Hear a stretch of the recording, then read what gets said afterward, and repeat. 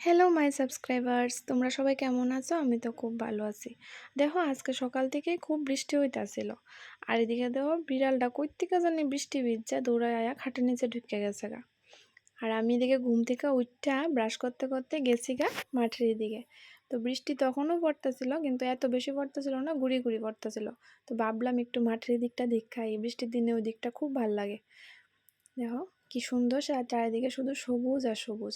তো আমি ব্রাশ করতে করতে আর একটু আগায় আয়া পড়লাম। আমরা আবার বাড়ির সাথেই বাংলাদেশের বর্ডার, একটু গেলেই বাংলাদেশের বর্ডার দেখা যায়। তো দেখো খেতে কি সুন্দর জল হইছে, দেখা তো মনে হইতেছিল ওইখানেই দাঁড়াই থাকি, বাড়ি দাঁড়াইতাম না। এত ভাল লাগতেছিল, ঠান্ডা ঠান্ডা বাতাস, খেতে জল।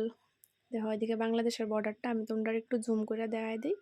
ওই দেখো বাংলাদেশের বর্ডারটা খুব কাছেই। তো কি করুম আর, বাড়ির তাইতেই আয়া চা বসাই দিলাম। তো এদিকে লই নিলাম আমার লিগা চা, আর এদিকে লই লাইছি আমার জামাইয়ের লিগা চা। তো জামাই চাটা দিয়ে আয়া বসাই দিলাম রান্নার জোগাড় করন। এদিকে লই লাইছি সোয়াবিন, আর এদিকে লই লাইছি সোয়াবিনের মশলা গুঁড়া। তো বৃষ্টির দিন তো আজকে বাজার টাজার যাওয়া হয়েছে না, তো এদিকে সোয়াবিন তরকারি আর উস্তা আলু ভাজা ভাবছি আজকে এতটুক দিয়ে চালাই দিমু। তো বাবা আবার আনছে মাছ, পাবদা মাছ। তো মাছ ওলা কাকু আয়া ডাকটা ছিল, তো বাবা কিতা করছে পাবদা মাছ রেখে দিছে। তো দেখো এদিকে আমি সোয়াবিনের মশলা কষা লইতাছি, এদিকে আমি রান্না করে লইতেছি সোয়াবিন তরকারিটা। আর এমনিতেও দেখো বৃষ্টির দিনে একটু ঝাল টাল করে খিচুড়ি, সোয়াবিন তরকারি, মানে মেন কথা হচ্ছে ঝাল টাল দিয়ে একটা তরকারি হইলে খুব ভালো লাগে। তো আমি ভাবলাম আজকে সোয়াবিন তরকারিটা একটু ঝাল টাল দিয়েই বানাই। তো এদিকে দেখো আমি সোয়াবিনের মশলা কষাই আর সোয়াবিন তরকারিটা রান্না লইতেছি। আর কার কার দিকে তোমরা এদিকে বৃষ্টি হয়েছে আজকে একটু জানাই তো কমেন্টে। দেখো দেখা কি লোভনীয় লাগতেছে না, তরকারিটা খাইতেও হেভি টেস্ট হয়েছিল। তো এদিকে আমার তরকারি রেডি, সোয়াবিন তরকারি। আর এদিকে দেখো আমি করছিলাম পাবদা মাছের কালো জিরা দিয়ে পাতলা ঝোল।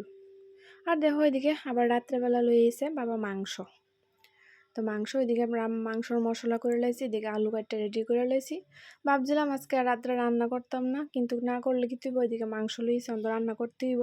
তো আজকে আমার বাবার আবার বেশি একটা শরীর ভালো না, তো যার লেগে মাংসটা আমি বেশি মশলা দিতাম না, কম মশলা আর কম ঝাল দিয়েই রান্না করুম।